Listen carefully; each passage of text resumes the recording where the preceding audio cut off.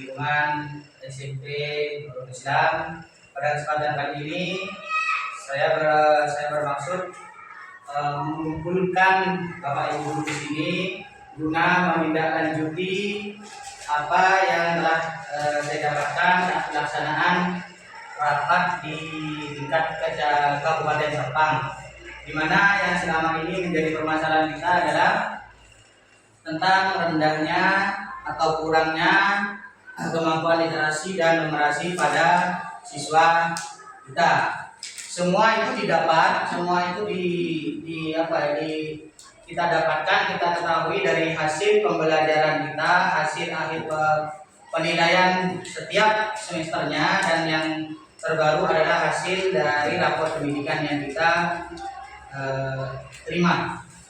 Nah, dalam kesempatan kali ini saya selaku kepala sekolah dan staf kurikulum membuat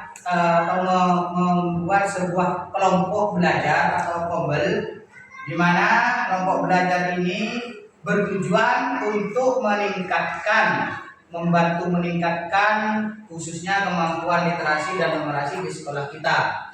Nah, pada kesempatan kali ini saya menunjuk beberapa guru untuk menjadi anggota, untuk menjadi ketua yang menaungi bidang literasi dan numerasi khususnya kelompok belajar di sekolah kita ini.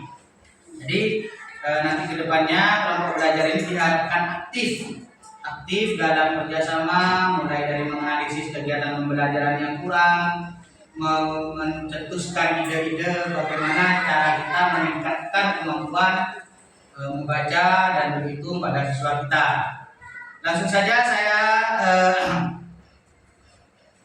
bacakan surat keputusan dari kepala sekolah tentang pembentukan kelompok belajar atau kombel pada SMP Nurul Islam tahun pelajaran 2024-2025. Di sini surat keputusan kepala SMP Nurul Islam nomor 21/01/GPI-AB SMP NI /10/2024 tentang pembentukan komunitas belajar atau kombel SMP Nurul Islam tahun pelajaran 2024-2025. Ketua Budi Santoso, Sekretaris Yulianti SPDI, Bendahara Agus Sugiono SPD, dan anggota diisi oleh Ahmad Imam Hidayat SPDI, Ahmad Ainur Rosi SPD, Siti Romaya SPD, Muhammad Octavian Basri SPD,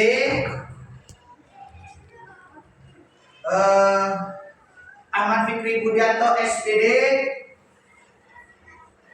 Nama-nama tersebut merupakan bagian dari komunitas belajar di lingkungan SMP Nurul Islam. Assalamualaikum warahmatullahi wabarakatuh. Waalaikumsalam warahmatullahi wabarakatuh. Jadi tujuan di sini kita mengadakan kelompok belajar agar kita itu bisa menyerap ide-ide dari dalam guru dan teman-teman masalah kenapa kemampuan literasi anak-anak didik kita itu rendah daripada sekolah-sekolah yang lainnya. Dan yang saya refleksikan itu pastinya dari rapor pendidikan yang didapat. Itu 2 tahun yang lalu itu kita sempat dapat rapor apa disebutnya?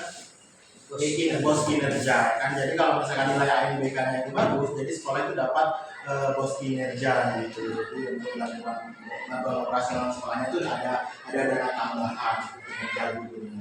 Dan yang dapat itu dulu zamannya Naila. Jadi zamannya Naila, Dedi, dan terus sudahnya itu tahun berikutnya berarti kan zamannya si Sumairah ya kan. Sumairah sama Sumairah dan itu udah dapet, jadi kan diumumkannya tahun ini gitu. Nah yang sekarang masih belum, jadi nanti tahun depan baru diumumkan lagi. Jadi yang saya refleksikan itu jadi kemampuan literasi itu jadi seperti tergantung kepada kelompok belajarnya. Misalkan kenapa kalau menurut saya sendiri ya, dari perhitungan saya sendiri, kenapa yang golongan Naila, golongan Dedi itu bisa ANBK-nya itu lebih tinggi daripada yang tahun kemarin itu, ya mungkin karena semuanya itu sudah bisa membaca, sudah bisa bisa menyerap paragraf dengan bagus, gitu kan. Dan yang untuk golongan Sumairi Rasa ini kan ada beberapa yang masih kurang bisa membacanya, itu kurang lancar atau tidak bisa tidak bisa memahami paragraf dengan baik. Nah, jadi sekarang ini dalam kelompok belajar ini saya pengen tahu temuan-temuan masalah apa saja yang membuat anak-anak itu susah dalam mencerna paragraf atau misalkan dalam mungkin ada tanggapan dari beberapa guru tentang bagaimana meningkatkan literasi para murid di sini. Silakan. Assalamualaikum warahmatullahi wabarakatuh. Waalaikumsalam warahmatullahi wabarakatuh.